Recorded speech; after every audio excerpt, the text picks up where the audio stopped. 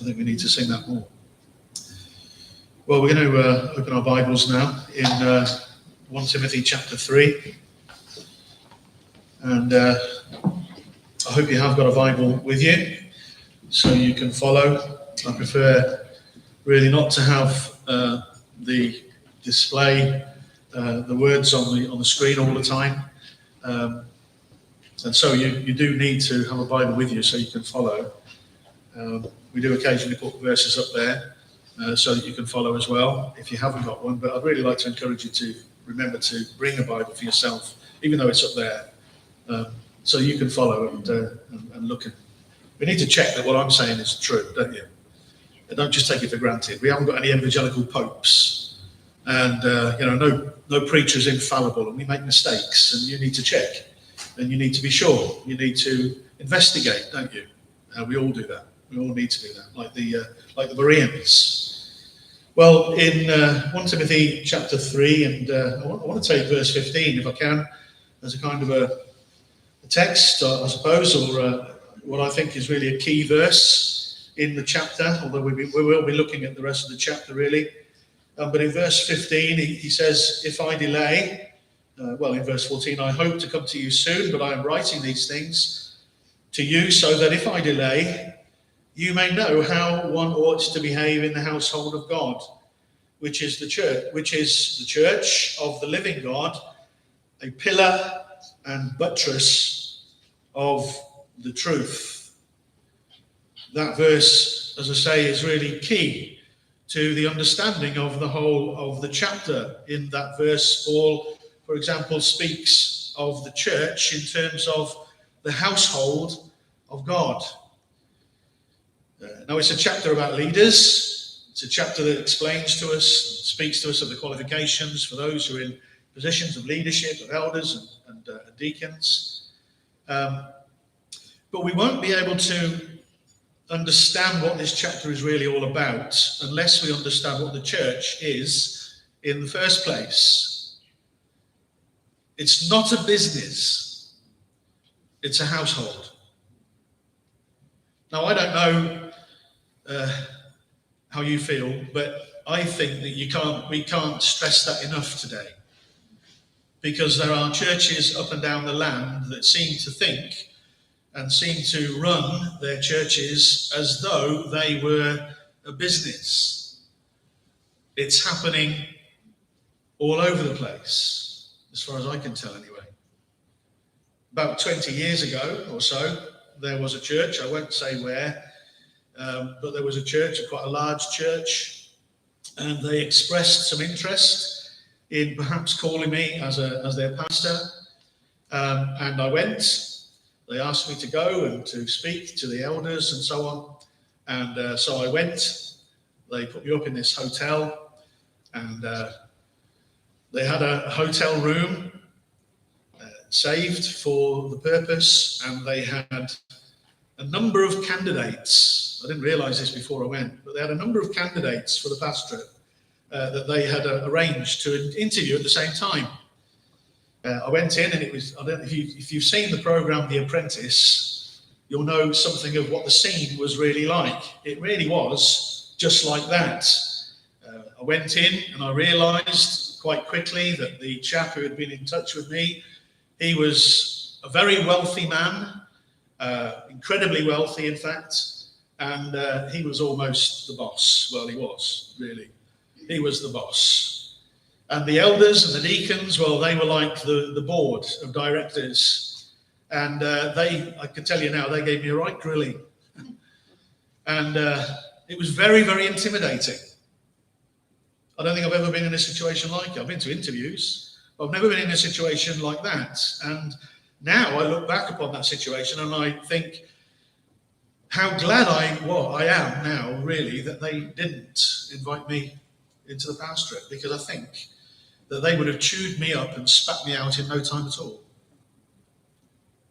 But that's going on. It's happening in evangelicalism. One church that I've heard of recently have even said that they will not have a man in the pulpit unless he's got a degree. Well, I look at 1 Timothy chapter 3, And I've been looking all week for the words, for the verse that says he's got to have a degree. Well, my Bible's obviously got a verse missing because I can't find it anywhere. It's not what Paul is talking about, is it? The church is not a business. Its leaders are not its bosses. Pastors are not professionals. Now, that's not to say that we don't want to do things efficiently and properly and perhaps business, in a business fashion, in a way. But what Paul wants us to understand from the start is that you cannot do spiritual work in a business-like fashion. And if you try to, you're on a hiding to nothing. It's a recipe for disaster. And there are many souls that are being damaged by this kind of attitude that's going on in evangelicalism today.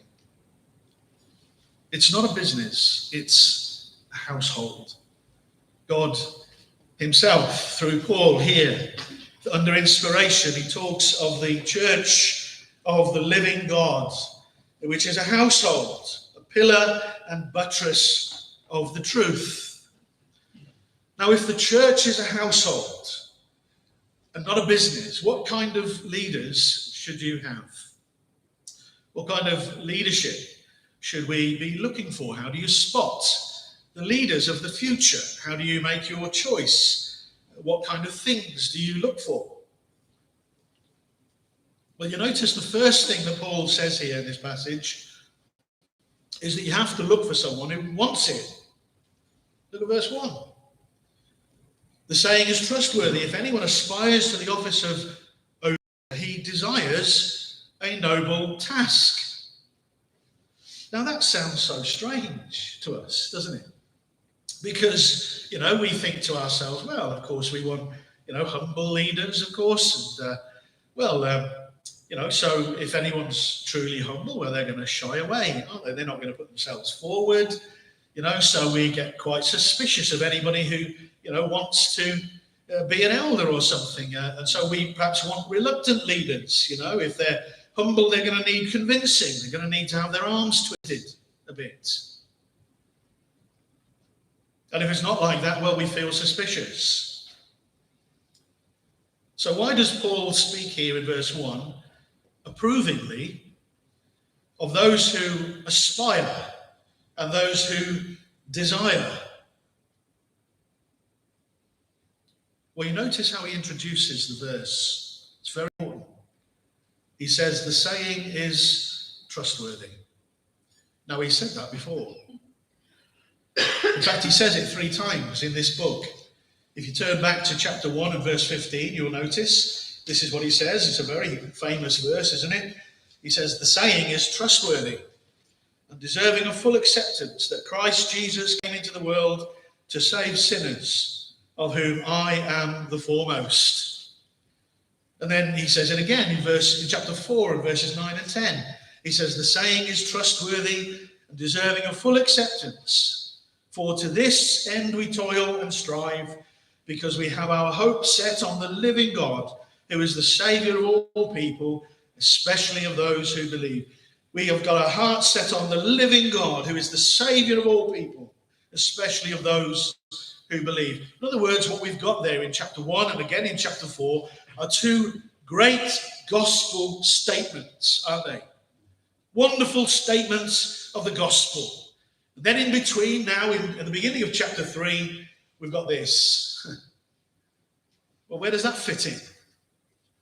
How can we put those 2 great gospel statements, and then in the middle, we've got this statement about desiring and aspiring to the office of overseer? It doesn't seem to fit, does it? It seems out of place. How can they stand alongside each other? It almost seems as though we've got a thorn between 2 roses. A thorn between 2, getting confused. A thorn between 2 roses, it seems, doesn't it? We've got this wonderful gospel statement, and then in the middle we've got this. And it seems, well, how are we to understand it? Well, Actually, that statement is very crucial to the understanding of this aspiring and desiring. Because this is critical for the furtherance of the gospel.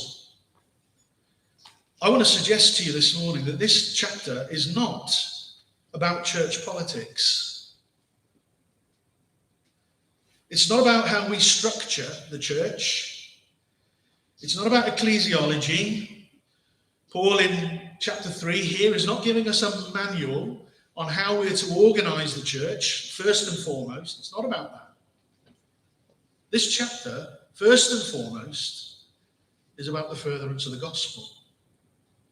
And until we can grasp that, we won't really understand what Paul is saying. That's how we're to understand the aspiring and the desiring here. Because he's not talking about someone who aspires to the status of being an elder or a deacon. He's not talking about someone who is wanting power and authority and honour. He's not talking about someone who's just raring to be up front, as it were. If that is what somebody is aspiring to, then yes, we ought to be suspicious. That's not what Paul's talking about. What Paul is talking about is the desire for the gospel and the desire to oversee the care of God's people so that the church is built up and so the gospel goes forward. It's a desire to serve in the household. That is a noble task. And Paul is saying here in this chapter, really, those are the people that you really need to keep your eye on, because they're the ones that ought to be leading in the church. These are the leaders that the church needs. It's not about abilities, is it? And charisma and organizational skills and powers. All of those things may be good in their place, but Paul's not talking about those, is he? You look at the list that Paul, and we will in a moment, but you look at the list that Paul gives us here, really, and it's not about whether somebody's got a degree, how intelligent somebody is, what gifts he's got. Gifts are sort of, they're secondary. It's all about character. It's about grace in the heart. It's about how the gospel has affected that person. Is he growing in the Lord, and so on. We get the wrong end of the stick so often. It's not about status, it's about service. So let us ask a question this morning. Why is it so important for us to get this right? That's the question I want to focus on this morning. Why is it so important for us to get it right? When the church is looking for elders, deacons, pastor, when the church is looking for these people, leaders in the church, and there's a sense, in which we ought always to be looking. But why is it so important that when the church is looking, why is it crucial, absolutely crucial, that we get the right people? Paul gives us 3 reasons in this passage. The first reason is the world is watching. It's so important because the world is watching. Look at verse 2 and then again verse 7. He says, therefore an overseer must be above reproach. And then in verse 7, moreover, he must be well thought of by outsiders, so that he may not fall into disgrace and into the snare of the devil. An overseer must be above reproach, he says. Above reproach. And so we all think immediately, well, that's me out then. He seems to be asking for perfection, doesn't he?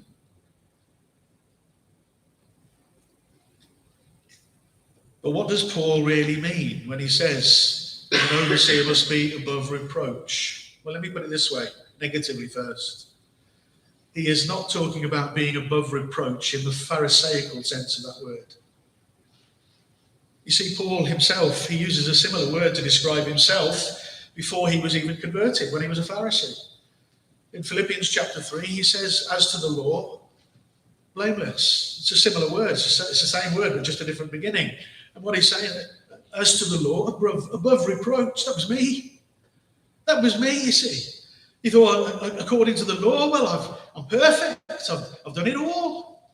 Is that what he's talking about here? Are we to look for perfection? Surely not. Surely not.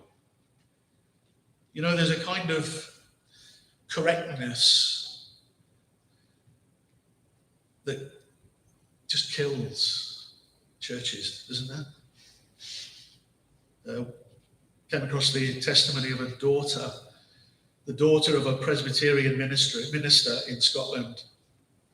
And he became very famous, very well known, good preacher, very respected man.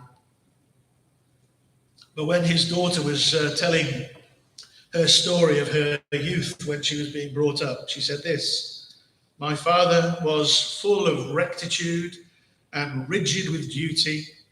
All his life long, he never committed a pleasure."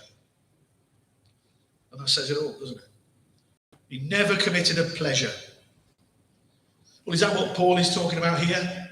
Is that the kind of above reproach we're supposed to look for? Mark Twain famously said, church people are good in the worst sense of that word. Cold, clinical, correct. And so often that's what we can be. Almost be like evangelical Pharisees, can't we? We've got the law sewn up. You know, we're sort of judgmental about this and about that. And if you come in dressed in that kind of way, you're going to get it in the neck. And if you don't sort of live up to my standard and so on, you'll get it as well, kind of thing. We can be so judgmental at times. We can be so pharisaical, can't we?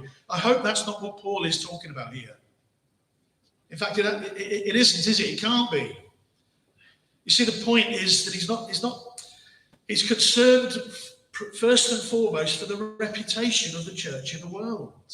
That's why he goes on in verse 7 to say what he does. Moreover, he must be well thought of by outsiders. Not that he's this pharisaical, judgmental kind of character. Yeah, he never commits a pleasure. Not that kind of thing. No, he says he must be well thought of in the world. He's got to have a good reputation in the world. Why?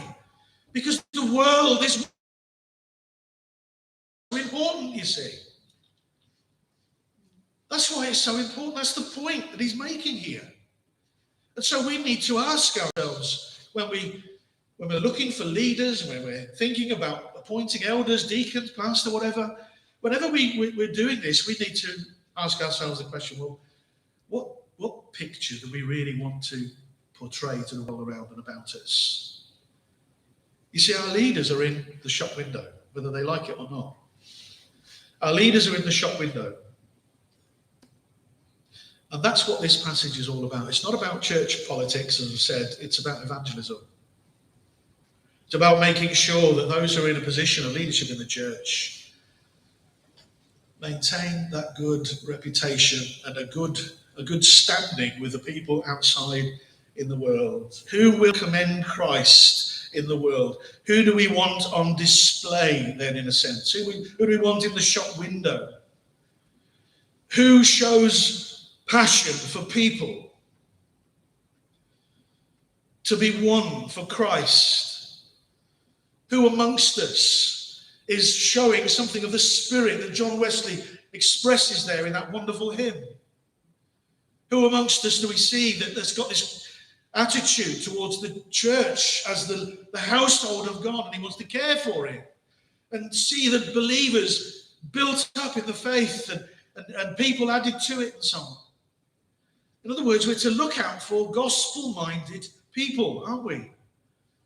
Not just cold rectitude, but a warm reputation. Let me put it another way. You know of Horatio Bonner. He famously said, "I looked for the church and I found it in the world." Well, that's good, isn't it? I looked for the church and I found it in the world. That's where the church is meant to be, isn't it? It's like the boat in the water, of course. The boat is meant to be in the water, isn't it? So I looked for the church and I found it in the world. We're meant to be in the world. Great, that's good. But then he said, then I looked for the world and I found it in the church. Now the water is getting in the boat, isn't it? When the world comes into the church, the boat is sunk. It's only a matter of time. And that's what Paul is talking about. What was happening in Ephesus? They've taken their eye. Remember back in chapter 1, we saw that there a few weeks ago? They were allowing worldly-minded men in the church to take over. They were becoming more dominant in the church. And Paul has to say to Timothy, you tell them to stop it. This has got to stop, because this is ruining the church, and the gospel is at stake. And so he writes to them, doesn't he? They're more concerned about their own opinions and their own importance in the church than they are about the world outside. The water is getting in the boat. They're going to sink. They're on a road to ruin. And that's really the point of these verses in this chapter, all about the leaders in the church. You look at those verses 2 to 7, he gives us a list, doesn't he, of qualifications. I'm not going to read them all, and I'm not going to try and preach on each one, each individual verse. But you just have a quick look at them. Husband of one wife, sober-minded, self-controlled, respectable, hospitable, able to teach, and so on, not a drunkard. You read through them. You spend some time perhaps later just looking through that list, if you like. Well, what's Paul saying there?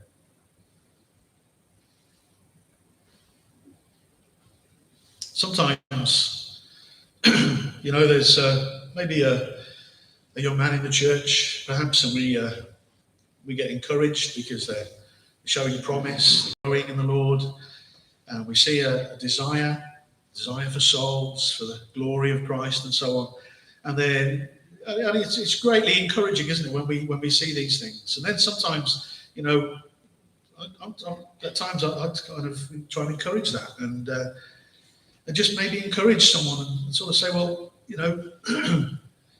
have you ever thought about the eldership, diaconate? Have you thought about the ministry?